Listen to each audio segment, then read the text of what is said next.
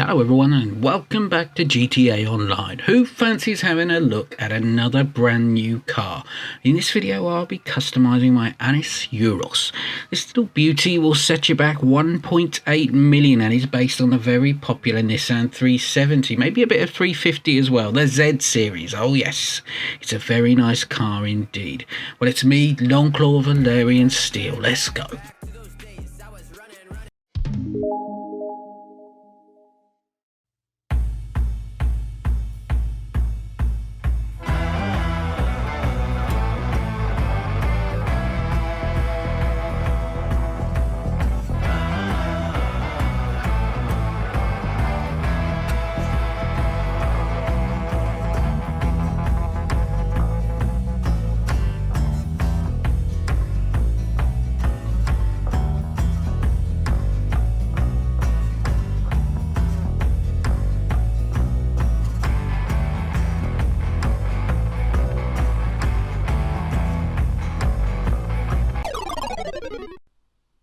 Well, she is quite a purchase, let me tell you. I've been very excited about this one.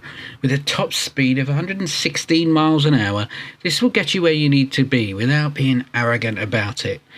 Obviously, this is another representation of the Japanese school, and this two-seater dates back to the early 90s and was widely produced and shipped all over the world during the decade that followed. It's a very popular sports car for its time. Well, you may recognise this from an earlier incarnation as it appeared in the Arena War update, and there are still some of the modifications that come with the first car. But this version, the sports version, comes with a whole heap of additional modification options. Well, I just love this game. Its commitment. It's supposed to be set in 1992, right? And Rockstar keeps pumping out the 90s classic. It's a very select and authentic way of doing things. I love the styling on the Euros, especially worth noting the only car in the game that comes with a big panoramic sunroof. And wait until you see those options for the exposed engines. Very, very neat. When it comes to upgrades and modifications, the Euros has some of the best new liveries available that I've seen, but you will need to work on that reputation rank to unlock them all. You see, Rockstar doesn't want to give everybody the access to everything. You need to earn it, and as I've said before in my previous videos, reputation is everything in this DLC, and you can boost your reputation by hanging out at the car meet, test driving the tracks, getting on the track, just upgrading anything, modifications, anything that you do down there in the mod shop, buying clothing, all kinds of stuff. So it's definitely worth paying a daily visit. Speed and acceleration, well, it's not that competitive when compared to other cars in its class, although on the street you will still be flying. This is another all-wheel drive, and most of the power is in the front end, which makes it seem a lot faster than it actually is. So it does actually feel like you're super fast compared to some of the other sports cars, but you may find that you're dragging behind. I tried racing with this the other day and it didn't stand up against some of the other new tuner cars in the street race series, and I couldn't figure out why, but now I realise that actually this car tops out at around, as I say, about 116 mph. There are things you can do to make that a little bit faster, but it isn't going to go much more than that. The win with this car really comes with its design. It's sleek and sumptuous, and it will make you easily forget about all those shortcomings.